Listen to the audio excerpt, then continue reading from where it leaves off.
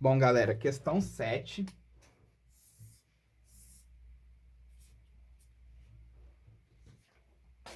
Na questão 7 a gente tem o seguinte, ó. Considere o triângulo ABC, retângulo no vértice A. Então, vamos desenhar aqui um triângulo retângulo. A, B, C, e aqui ele é retângulo. Aí o exercício fala assim: seja o ponto médio da base BC, seja M, ó, que não dá para ler aqui, ó. Seja M o ponto médio da base BC. Então, a gente vai pegar aqui nosso ponto médio M, em que esse tamanho aqui é igual a esse tamanho aqui. E G, o baricentro desse triângulo. Então, o baricentro, pessoal, ele é o encontro das medianas, né? O que são as medianas? As medianas são as retas que ligam o vértice ao ponto médio. Beleza? E o nosso baricentro, ele vai estar aqui, porque ele vai dividir esse segmento aqui, ó, na proporção 2:1. Então, esse pedacinho aqui, ele vale o dobro desse. Tudo bem? Aí ele fala assim, ó. Se a medida do segmento AG é dada pela expressão polinomial abaixo, com x pertencente aos reais positivos, então ele falou assim que esse pedaço aqui, ó, AG é dado por 2x ao quadrado mais 10x mais 8. Beleza? Assinale a alternativa correta. O segmento GM é dado por um polinômio completo e homogêneo, dado que GM é igual a 2AG. Bom, pessoal, de fato, GM... não, ó, GM não é 2AG, ó. GM, ele vai ser AG dividido por 2, não é? Então, se você... ó, porque isso aqui, ó, o AG, ele é o dobro do GM. Tá bom? Então, GM não é 2AG, não. GM é AG sobre 2. E aí, você vai ter aqui que seu GM é x ao quadrado mais 5x mais 4, tá bom? E isso aqui, ó, não é um polinômio homogêneo, porque o polinômio homogêneo, todos os termos têm o mesmo grau. Aqui o grau é 2, aqui o grau é 1 e aqui o grau é 0, tá bom? Então, esse polinômio aqui, ele não é homogêneo. Ele é completo, mas não homogêneo, tá bom? Então, essa daqui é falsa. Essa é a A. A alternativa B. O raio da circunferência circunscrita ao triângulo deixa resto zero se dividido por x mais 1. Galera, ó, no triângulo retângulo, o raio da circunferência circunscrita, ele tá aqui em M, ó, tá? Se você pegar esse ponto médio aqui, ó, ele vai ser, então, o raio dessa circunferência, ó, circunscrita, tá bom? Tanto é que a gente falou em aula que, né, a gente até provou que BM é igual a MC, que é igual a MA, tá bom? Então, esse pedaço aqui, ó, ele é o mesmo que esse, que é o mesmo que esse. Então, o raio da nossa circunferência circunscrita seria AM. E AM é o AG mais o GM, né? Então, a gente tem que somar esse polinômio com esse. O nosso raio, ele vai ser, então, 3x ao quadrado mais 15x mais 12. Esse que é o raio, tudo bem? Teve gente aí falando que o raio era AG. O raio não é AG, tá, pessoal? O G, ele não é o centro da circunferência circunscrita, né? O centro da circunferência circunscrita é o ortocentro, né? O circuncentro, né? Desculpa. Circuncentro de circunferência circunscrita, que ele é o encontro das mediatrizes, tudo bem? Então, ó, uma mediatriz está aqui e a outra mediatriz está aqui, tá bom? Elas estão se encontrando aqui no ponto M. será que esse polinômio aqui ele é divisível por x mais 1? Aí a gente tem que aplicar o teorema do resto, né? Então, o raio de x, ó, vai ser o nosso polinômio, né? Ele vai ser, então, igual a um quociente de x vezes x mais 1, mais um resto, tá? Não confundam o resto com o raio, tá? Isso aqui é o raio e esse aqui vai ser o resto. Coloquei uma linha aqui, ó. R' vai ser o resto, tá? Então, se a gente jogar menos 1 aqui e aqui, vamos ver o que dá, ó.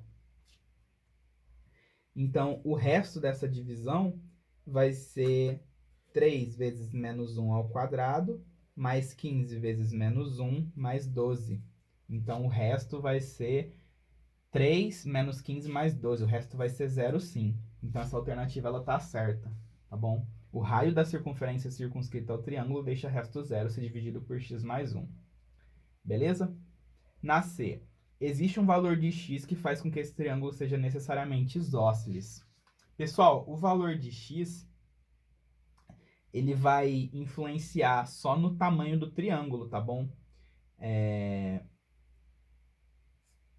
Aqui, ó. A gente consegue encontrar o valor da nossa hipotenusa, tudo bem? Porque o valor da hipotenusa, ó, vai ser, então, 2 vezes o raio, né? Porque daqui a aqui é o raio da circunferência circunscrita, aí daqui a aqui também e daqui a aqui também. Então, a nossa hipotenusa, ela vai ser 2 vezes o raio. E os catetos? Os catetos não tem como descobrir, tá bom? Você pode aí pegar qualquer cateto que obedeça isso aqui, né? Qualquer cateto que tenha essa hipotenusa. Então, você pode ter triângulos assim, você pode ter triângulos assim, você pode ter triângulos assim, ó, isósceles, tá? Em todos esses triângulos que eu estou desenhando, a hipotenusa tem o mesmo valor, tudo bem? Então, o valor dos seus catetos, ele não depende de x, tá bom? Existem vários triângulos aí com essa mesma hipotenusa.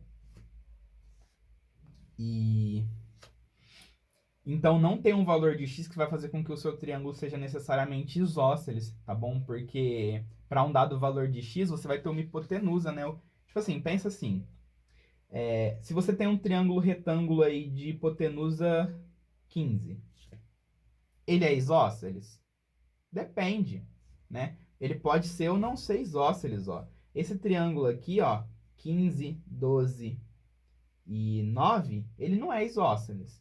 Mas esse triângulo aqui, ó, 15, raiz de 15 sobre...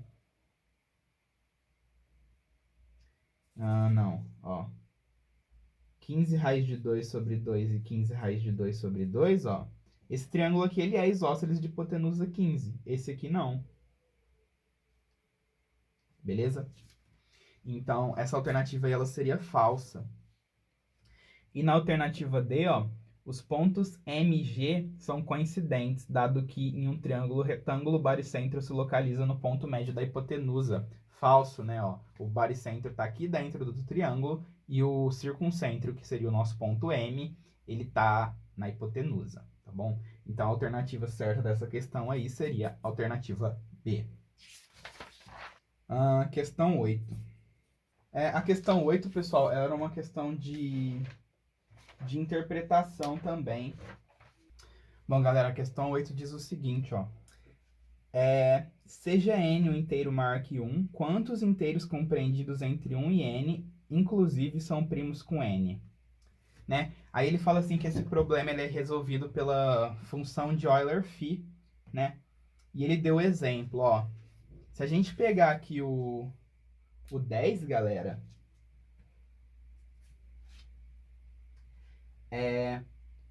quem que é primo com o 10, ó?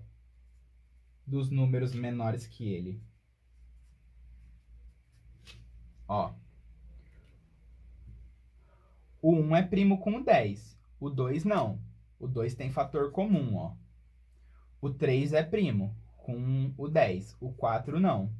O 5 não. O 6 não. O 8 não. E o 10 não. Agora, o 1, o 3, o 7 e o 9, eles são primos com o 10, tá bom? Então, existem aí 4 números que são primos com o 10, menores e iguais a 10, beleza? E daí ele fala assim que a gente não precisa contar, né? Basta você aplicar aí a função de Euler. Aí a função de Euler, ó, ela diz o seguinte: φ do número, então, vai ser o número que multiplica 1 menos P1 vezes 1 menos 1 sobre P2 e assim por diante, né? Em que P1, P2, P3, Pn são os fatores primos, né, do número, depois que você decompõe ele. Então, se você pegar aqui seu 10 e decompor ele, ele vai ser 2 elevado a 1, que multiplica 5 elevado a 1. Então, quem são os fatores primos de 10? Ó, os fatores primos de 10 vão ser o 2 e o 5. Então, o φ de 10 seria 10, que multiplica 1 menos meio, vezes 1 menos 1 quinto. Beleza? Então, se você calcular isso aqui, você encontra quantos números são primos com 10. Olha que função legal, né? Então, você vai ter aqui que φ de 10 é 10 que multiplica, ó, 1 menos meio é meio. E 1 menos 1 quinto é 4 quintos. Então, se você multiplicar 10 por meio por 4 quintos, ó, 10 vezes 4, 40, dividido por 10, 4. Olha que mágica, né? Então, o φ de 10, ele deu 4. Ele deu esse valor aqui, ó, dos números que são primos com 10, menores que 10. Tudo bem? Então, a questão, ela fala assim, assinale a alternativa correta, né? Aí a gente pega o item A. O item A, ele diz o seguinte, ó. O MDC do φ de 180 e do φ de 75 é um quadrado perfeito. Então, a primeira coisa que a gente vai fazer, pessoal, é calcular quanto que vale φ de 180, tá bom? O 180, se a gente decompõe ele, né, ele vai ser 2 ao quadrado vezes 3 ao quadrado vezes 5. Isso significa que o φ de 180 vai ser igual a 180, que multiplica 1 menos meio, 1 menos 1 terço e 1 menos 1 quinto. Beleza? Porque eu vou pegar aqui os fatores primos e vou colocar aqui, igual ele explicou pra gente.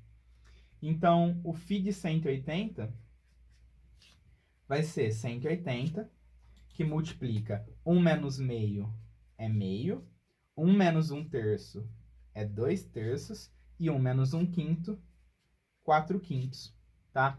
Aí, se você faz essa multiplicação aqui, ó, você encontra que o φ de 180 é 48, tá? 180 vezes 2 vezes 4 dividido por 2 por 3 por 5 vai dar aí o nosso 48. Tá, e agora vamos calcular o φ de 75.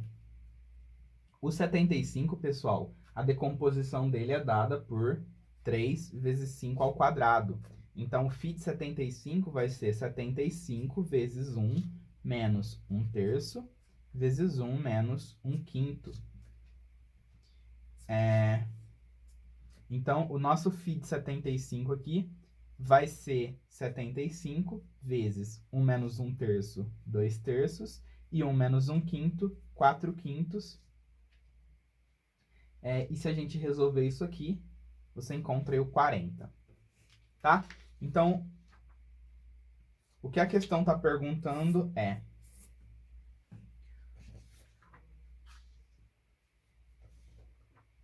o MMC, o MDC, né? O MDC.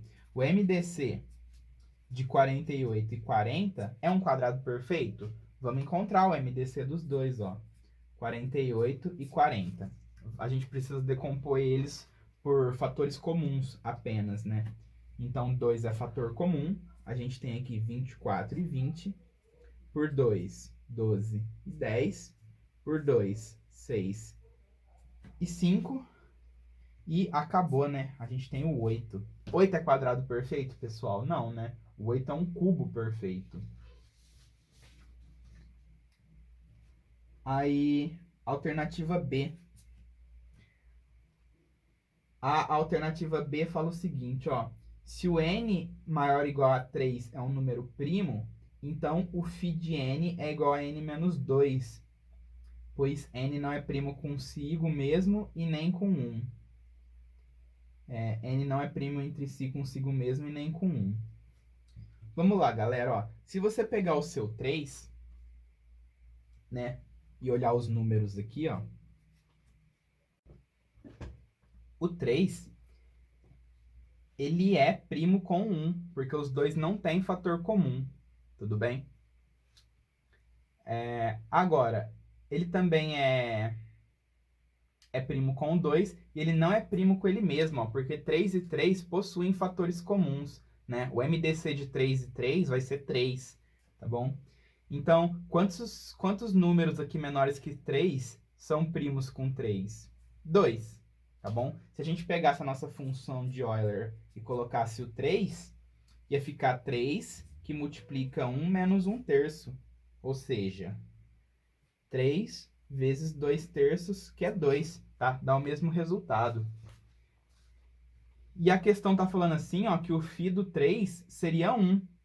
Então, essa questão aqui, essa alternativa vai ser falsa também, a B, tá bom? Porque o número, ele não é primo entre si consigo mesmo, de fato, mas ele é primo com 1, tá bom? Então, ó, o que vai pegar nessa questão aqui é o 1, tá bom? Porque o número já vai ser primo com 1, sim. Se a gente pegar agora a alternativa C, ó. Quanto maior o valor de n maior ou igual a 20, maior o valor de φ de n. Ó.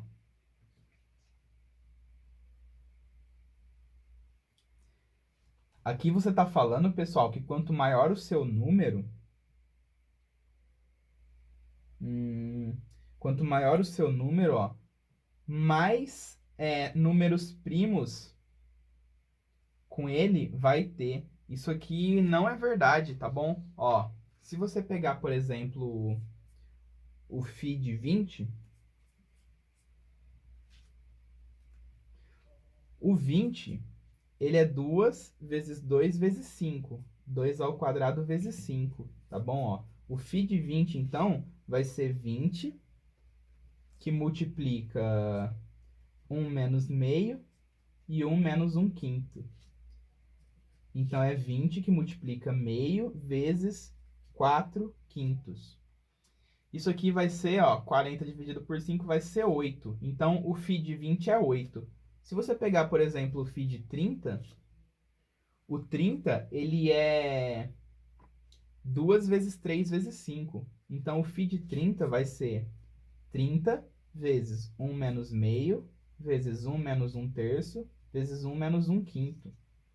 Então, aqui você vai ter 30 vezes meio, vezes 2 terços, vezes 4 quintos.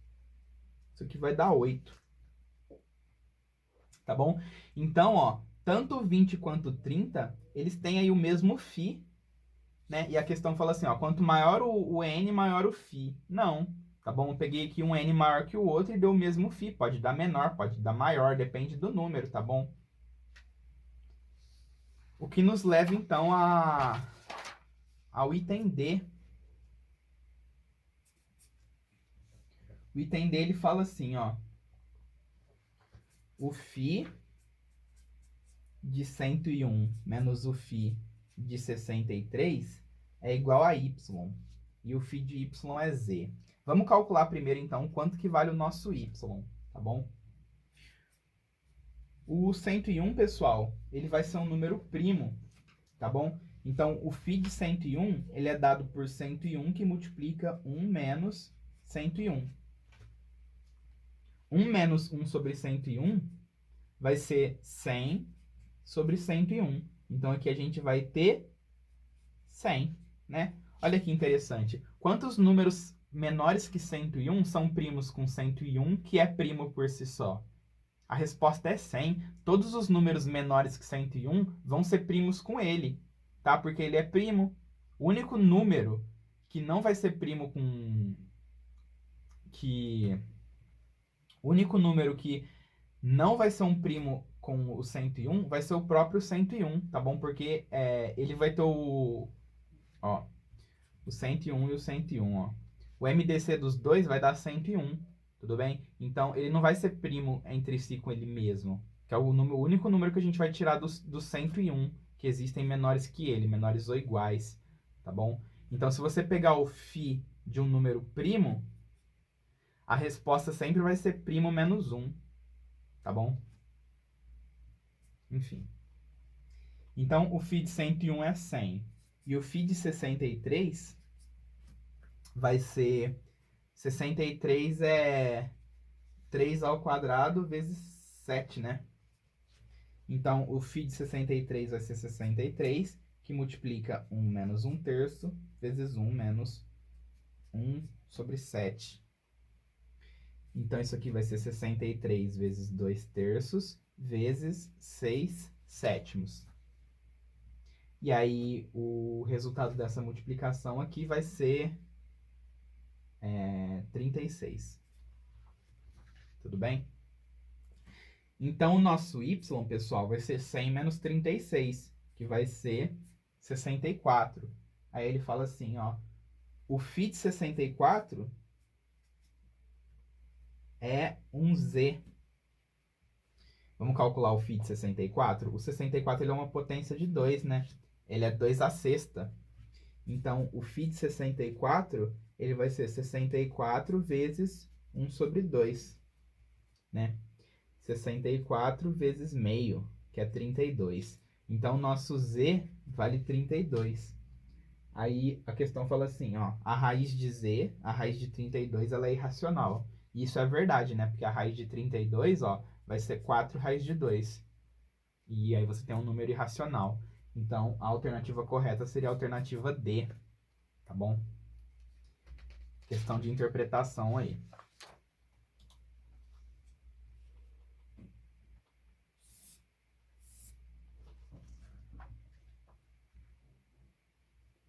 Pessoal, questão 9. Questão 9 fala assim, ó. O professor Alu possui 12 palitos iguais e resolveu formar um único triângulo por vez, usando 12 palitos sem parti-los. Ele verificou que é possível formar x triângulos retângulos, y triângulos isósceles, z equiláteros e w escalenos. Aí ele pergunta a soma aí, tá bom? Então, galera, você tem 12 palitos, tá bom? E você vai formar um triângulo ABC, tá bom? Essa questão era uma questão de desigualdade triangular, né? Todo mundo sabe que um lado não pode ser maior que a soma dos outros dois. Então, você tem aqui que o seu A ele é menor que B mais C, tá bom? O seu B ele vai ser menor que A mais C, e o seu C ele tem que ser menor que A mais B, tá bom? Então, do A, do B e do C, pessoal, eu vou falar assim que o meu maior lado vai ser o A, tá? Vamos supor aí que o maior lado que eu vou fazer do triângulo vai valer A. Então, eu vou pegar aqui a minha desigualdade triangular, ó. Se o A é menor que B mais C, se eu somar A dos dois lados, ó,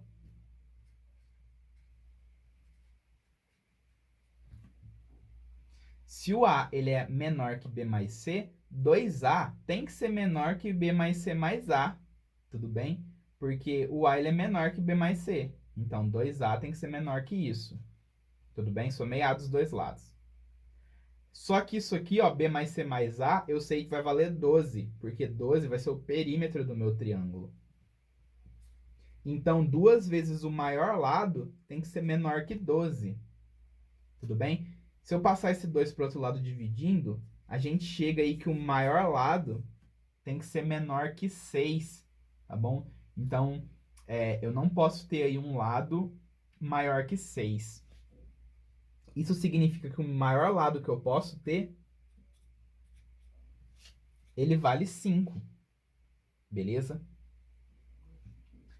Então, ó, eu vou começar aqui a montar triângulos que tem lado 5.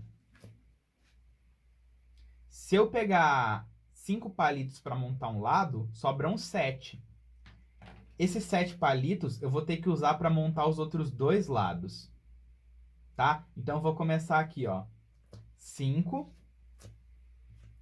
aí sobram 7 palitos, tá bom? Vou colocar outro lado de 5, e aí sobra um... O outro lado tem que ser 2, tudo bem? Professor, por que você não criou um triângulo que era o 5, 6 e 1? Porque aí eu estaria tendo um lado maior que 5. Não posso ter nenhum lado maior que 5. Então, a primeira possibilidade de triângulo que eu tenho é o 5, 5, 2. Tá? Mas eu também posso ter o triângulo, ó, 5, 4, 3. Eu também posso ter o triângulo 5, 3, 4. Eu também posso ter o triângulo 5, 2, 5. Aí eu não posso ter o triângulo 5, 1, 6, porque já viola a desigualdade triangular. E tanto esse quanto esse, eles já foram escritos aqui, ó. O 5, 5, 2 e o 5, 2, 5 é o mesmo triângulo. E o 5, 3, 4 e o 5, 4, 3 também é o mesmo triângulo. Então, se eu pegar aqui triângulos que têm o maior lado 5, são esses dois que eu consigo criar. Tudo bem? Agora, o maior lado do meu triângulo vai ser 4. Tudo bem? Isso, se eu pegar 4 palitos desses 12, sobram 8, né? Então, vou ter que montar meus triângulos aqui, ó. 4, 8, 0, não pode ser. 4, 7, 1, não pode ser, porque o maior lado tem que ser no máximo 5. 4, 6, 2, não pode ser. 4, 5, 3. Esse aqui eu já contei aqui, ó. 4, 4, 4. Esse não foi contado ainda. Ele pode existir. Aí depois, 4, 3, 5. Aí vai repetindo. Estão vendo? Se eu pegar aqui um triângulo que começa com o lado 3, se eu pegar 3 desses 12 palitos aqui, ó, vão sobrar 9 palitos, né? Aí eu posso ter, então, os triângulos 3, 5, 4, 3, 4, 5, 3, só esses dois, né? Já foram contados. Então, pessoal, ó, não importa mais qual lado que você pega, sempre vai repetir esses triângulos aqui, tá bom? Porque a gente tem que o nosso maior lado é 5. Então, as possibilidades que a gente tem, ó, é 5, 5, 2, 5, 4, 3 e 4, 4, 4, tá bom?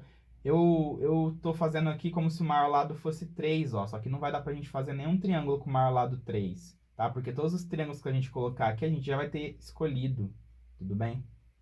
A gente já vai ter contado, melhor dizendo. Então vamos lá. Então eu consegui achar esses 3 triângulos, não existe mais nenhum outro. Então vamos ver, ó. O triângulo 5, 5, 2, ele é isósceles, tá bom? Porque ele tem 2 lados iguais. O 5, 4, 3, ele é escaleno. E além disso, ele é retângulo, né? Ele é aquele triângulo famoso, 3, 4, 5. O 4, 4, 4, ele vai ser equilátero e isósceles, tá bom? Porque ele vai ter 2 lados iguais e também porque ele vai ter os 3 lados iguais. Então, ele é equilátero isósceles, tá bom? Então, eu tenho aí que o meu x vale 1, eu só tenho um triângulo retângulo. O meu y vale 2, eu tenho 2 triângulos isósceles. O meu z vale 1, então eu tenho um triângulo equilátero. E o meu w vale 1, porque eu tenho um triângulo escaleno. Então a soma disso aqui vai dar 5, tá bom? A gente teria a letra C. E é isso aí, galera. Se vocês quiserem aí montar esses outros triângulos aqui, vocês até podem, ó, mas vai dar tudo que a gente já achou, ó. 3, 4, 5. Aí, se você começar um triângulo com lado 2, ó, o único que você vai conseguir montar aí vai ser o 2, 5, 5. Você não vai conseguir montar o 2, 4, 6 porque vai violar. Você também não vai conseguir montar o 2, 3, 7, ó, porque viola, tá vendo? Viola a desigualdade. Então, você só consegue montar esses aqui mesmo. Beleza?